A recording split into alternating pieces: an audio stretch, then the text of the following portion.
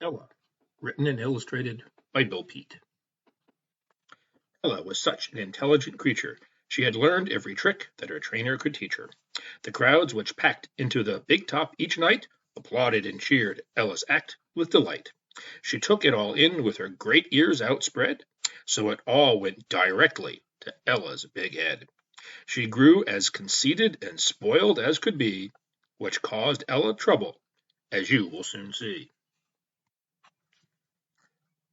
On one rainy day, a big wagon got stuck up to its hubs in the mire and the muck. A team of 6 horses had heaved for an hour, but the wheels wouldn't budge, for they needed more power. So they called upon Ella, the elephant star, the most powerful one in the circus by far. With the least bit of effort, just one mighty butt, she soon pushed the wagon right out of the rut. Then, drenched and bedraggled, away Ella went, in a horrible temper, on back to her tent. "I'm a star," Ella grumbled. "How could they forget, and send me outside in the rain to get wet?" She was boiling with anger, as everyone knew, so the elephant boss quickly called out his crew.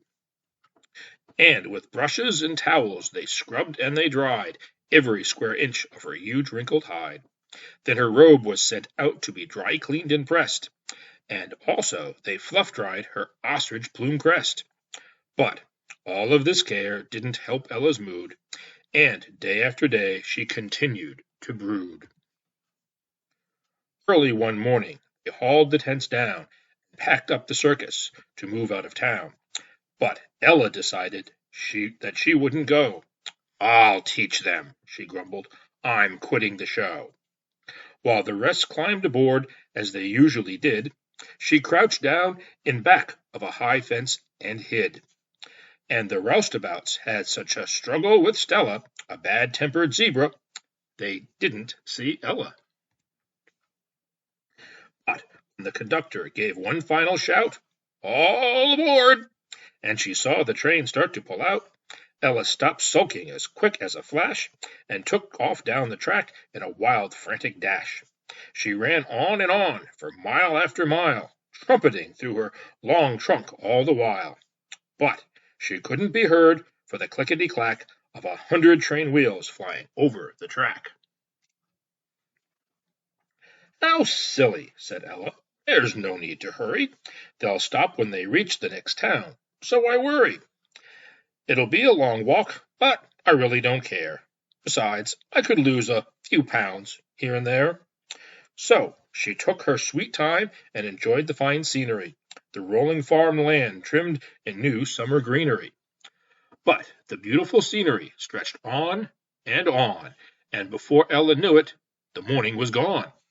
But she plodded ahead till the sun had gone down, without even passing through one tiny town. By then she was wearily dragging her feet, and was desperately wishing for something to eat. So she wandered some distance away from the tracks, till she came to a field full of fluffy haystacks, and she seized a long pitchfork, with never a thought that perhaps she might be stealing and surely get caught. And she leveled the haystack almost to the ground, when a farmer marched up with a scrawny old hound. "I'll fix you," he shouted, "for stealing my hay," as fiercely he jerked the sharp pitchfork away. "Now get into the barn," the old clodhopper cried, "before I just punch a few holes in your hide." Ella was never so frightened before, and she ran to the barn and squeezed through the door. Then he slammed the door shut with a jattering jolt, and locked it up tight with a strong iron bolt. "That old grouch," she grumbled, "and treat me like that. With one blow of my trunk I could knock him out flat." "Oh, dear me! Now what am I saying?" she sighed. "If I harmed anyone, why, I'd be horrified. But one thing's for sure, I'm not going to stay. First thing tomorrow, I'm running away." Then resting her big drowsy head on a beam, she was soon far away in an elephant dream. Early next morning, old Lucifer Kirk, the grouchy old farmer, put Ella to work. She was hitched to a plow and harnessed in chains, with Lucifer Kirk tightly gripping the reins. And over one shoulder he carried a gun, in case she might try to break loose and run. So escape seemed almost impossible now, unless she could outwit the farmer somehow. But he never let Ella get out of his sight until she was locked up in the barn for the night. And in a few days, when the plowing was through, there was lots of weed pulling for Ella to do. For a jungle of ragweed had grown to such height that the vegetable garden was buried from sight, and Ella had trouble right from the start telling carrots from ragweed apart. To remind her whenever she made a mistake, Lucifer gave her a whack with a rake. When every last weed had been taken away, Ella picked apples the rest of the day. She loved juicy apples, all elephants do. As she filled up the baskets, she ate one or two. But mean Mr. Kirk wouldn't stand for that trick, and each time she ate one, he gave her a kick. So Ella agreed, after getting kicked twice, that a few tiny apples just weren't worth the price. Once every week, Ella mowed the front lawn, while Mr. Kirk sat on the porch looking on. With the dog balking noisily close at her heels, she had trouble steering the lawn-mower's wheels. The poor dog had been lonely and sad all his life, on the farm with old Lucifer Kirk and his wife. Now he'd become a much happier hound, with an elephant there to follow around. When she gathered the eggs, she could always expect her sensitive trunk to be badly henpecked. For the instant she forced her huge head through the door, the henhouse broke out in a violent uproar, as all of the old hens madly tried to drive out the egg-stealing monster with a long, snaky snout. Watering flowers was a fun kind of work, so pleasant, in fact, she forgot Mr. Kirk. And Ella recalled how she squealed with delight when her friends brought her roses on opening night.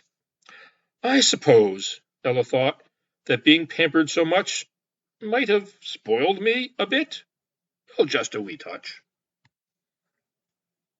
Feeding the pigs was by far the worst chore. She had never detested anything more. The smell of the swill, the loud squeals and grunts, were entirely too much to take in all at once. One day she decided too much was enough, and she went charging off in a horrible huff. The hound was unhappy to see Ella go, so he started to bark and let Mr. Kirk know. Alas, for poor Ella, she hadn't gone far when the farmer took off in his old touring car. Then, in desperation, she pulled a fast trick and blew up a dust storm so dense and so thick Mr. Kirk couldn't see and cut down his speed, while Ella raced onward, increasing her lead. Then all of a sudden, she ran out of luck. She came to an old covered bridge and got stuck. By the time she was able to squeeze her way out, the farmer arrived in his old runabout. When he pointed his blunderbuss square in her face, Ella surrendered, and that ended the chase. Summer passed by, with Ella still there. She was chilled by the first touch of frost in the air. All the leaves on the trees had turned yellow and brown, and the brisk autumn breeze sent them fluttering down. Flocks of wild geese scurried off through the sky, hurrying southward, and Ella knew why. The winter arrived, with a howl and a shriek, leaving the countryside snowy and bleak. And poor Ella's feet, and her trunk, and her toes, and her big floppy ears, and her tail nearly froze.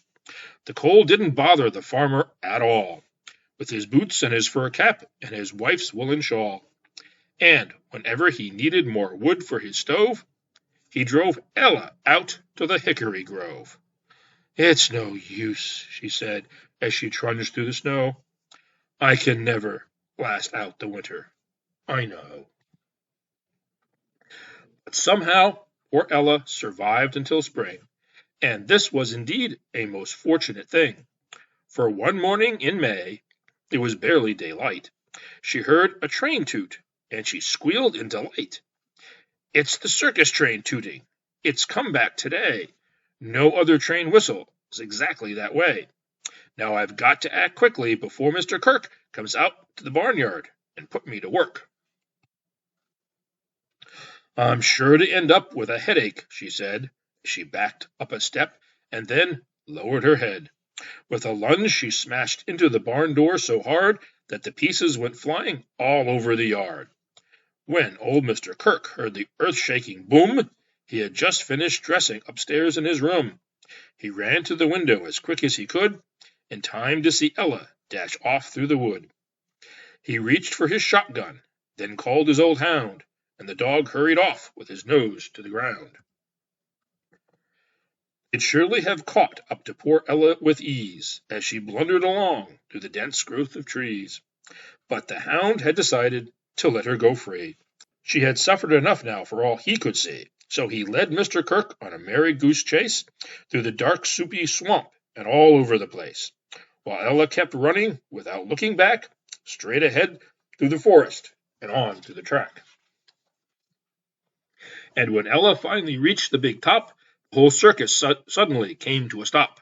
The clowns and the performers ran out of the tent and left the crowd wondering where they all went.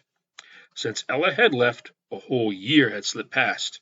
It was hard to believe she had come back at last, for all of her friends in the circus had missed her. One clown was so happy he ran up and kissed her. And the very next day, as they pulled the tents down and got the show ready to move out of town, Ella pitched in to help everyone pack. She hauled trunks in her trunk and a load on her back. In fact, she was carrying more than her share, which seemed most amazing to everyone there. They didn't know all the things she'd been through that helped her unspoil her, but you and I do. The end.